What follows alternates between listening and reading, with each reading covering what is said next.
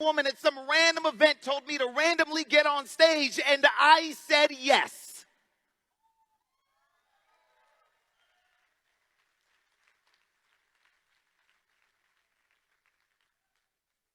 The reason I'm friends with Russell Brunson is because when I wasn't ready for it, but the opportunity presented itself, I said yes.